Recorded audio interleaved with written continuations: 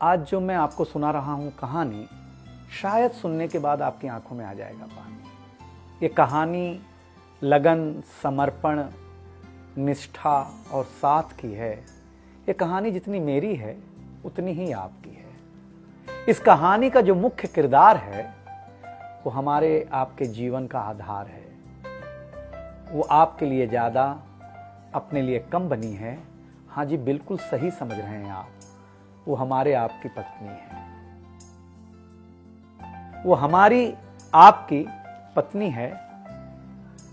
कभी आपने सोचा कि वो आप एक के साथ रिश्ता जोड़ा था, लेकिन एक के साथ रिश्ता जोड़ने के लिए उसने घर, गली, आंगन, मोहल्ला, सखी, सहेली, माँ बाप, न जाने कितनों रिश्तों से अपना मुंह मोड़ा था। याद करिए, जब आपके साथ ब्याही थी और आपके घर आई थी तो बहू, भाभी, दुल्हन, न जाने कितने नामों के साथ बुलाई जाती थी। ये सुनकर के वो मन ही मन मुस्कुराए जाती थी। घर के सारे लोग उसी के भरोसे रहते थे।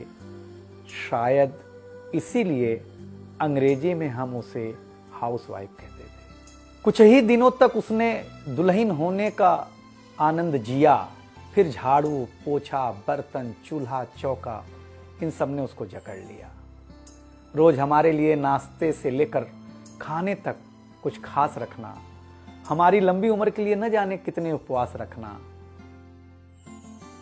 कुछ महीनों बाद किलकारी गूंजी तो सारे ख्वाब सजे।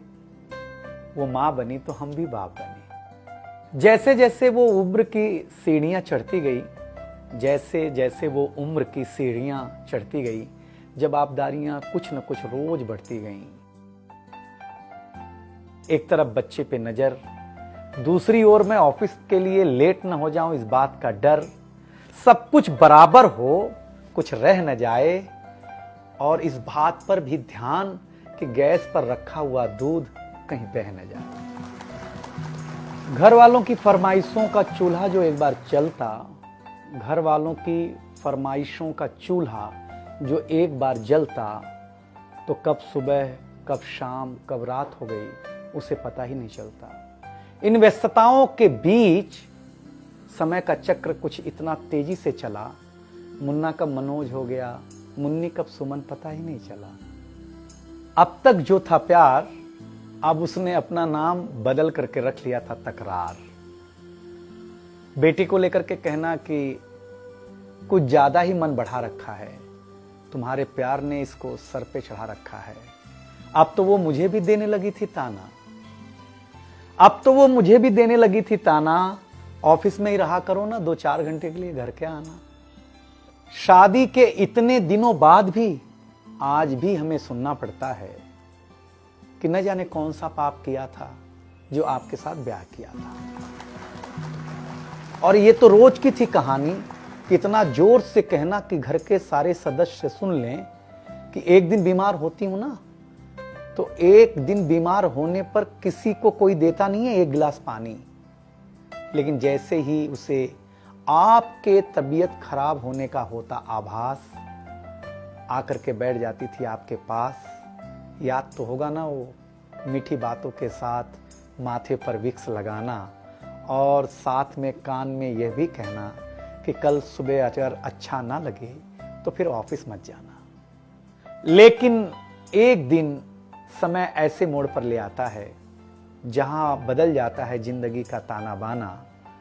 थाली में रोटी रखते हुए उसका ये कहना कि बेटी जवान हो गई है, क्या अब लड़का भी मुझे ही ढूंढने होगा जाना।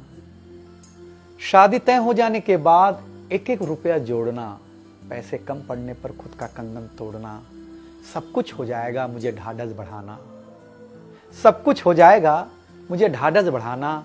विवाह का गीत खुद रोते हुए गाना। याद तो होगा ना आप लोगों को ये गुजरा हुआ जमाना। कुछ समय बाद जब हम जवाबदारियों से मुक्त हो जाते हैं तो कुछ ज्यादा ही धर्मयुक्त हो जाते हैं। उम्र के अंतिम पड़ाव पर हम बीमारियों के बीच जीने लगे हैं। बिना शक्कर की चाय पीने लगे हैं। लेकिन सच ये है कि जब तक हमारी आपकी पत्नी साथ है, चाय मीठी हो न हो, लेकिन जिंदगी में पूरी मिठास है। जबकि पत्नी के बारे में बहुत कम लिखा गया है, हर जगह माँ का ही गुणगान है। मैं मानता हूँ कि माँ महान है, लेकिन आपके जीवन में आपकी पत्नी का भी महत्वपूर्ण योगदान है। तो आपसे निवेदन इतना सा है कि आप अगर घर पर हों या घर पर जाएं, तो अपनी पत्नी का हाथ हाथ में रख करके संतोषानंद जी का लिखा हुआ एक गीत गाएं कि तू धार है नदिया की, मैं तेरा किनारा हूं, तू मेरा सहारा है, मैं तेरा सहारा हूं। आंखों में समंदर है, आशाओं का पानी है, जिंदगी कुछ भी नहीं, तेरी मेरी कहानी।